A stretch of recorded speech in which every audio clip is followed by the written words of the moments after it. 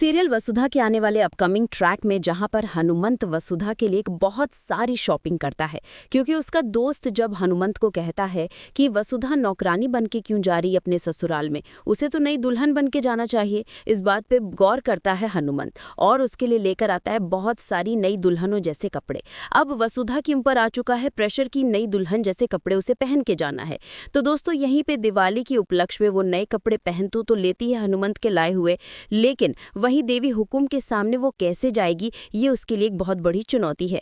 वहीं पे अब हुकुम शाह और जो हमारी दिव्या है वो उसके साथ नए नए एक्सपेरिमेंट करती है, उसे नए नए कपड़े पहनाने की कोशिश करती है, नई हील्स पहनाने की कोशिश करती है, उसे मॉडर्न लुक देने की कोशिश करती है। लेकिन वसुधा कुछ भी चीज़ अपना नहीं पाती है, उसे बहुत शर्म आती है और उसे हील्स पहनने में बहुत झुझकाहट होती है। लेकिन दोस्तों, अब उसे ये सब कुछ करना ही होगा अगर उसे देवी हुकुम की बहू बनना है। लेकिन दोस्तों, वहीं दूसरी तरफ देव के पीछे जो दो भूत पड़े हुए हैं, करण और उसकी बहन विधि नाम के, वो कैसे पीछा छुड़ाएंगे देव से, और देव ये सारी प्रॉब्लम्स हमारी वसुधा को बता ही नहीं पा रहा है, ये सबसे बड़ी प्रॉब्लम है। और दूसरी तरफ हनुमंत के सपने वो तो इतने ज़्यादा सर चढ़ रहे हैं कि वसुधा का गृह प्रवेश करना पड़ रहा है प्रभात को।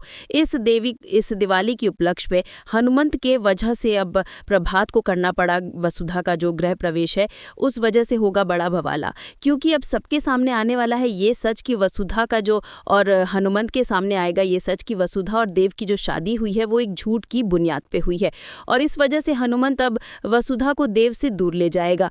अब इसके बाद होगा बड़ा बवाला शुरू, क्योंकि वसुधा हो जाएगी किडनैप, और किडनैप करेगा करणवीर और उसकी बहन विधि।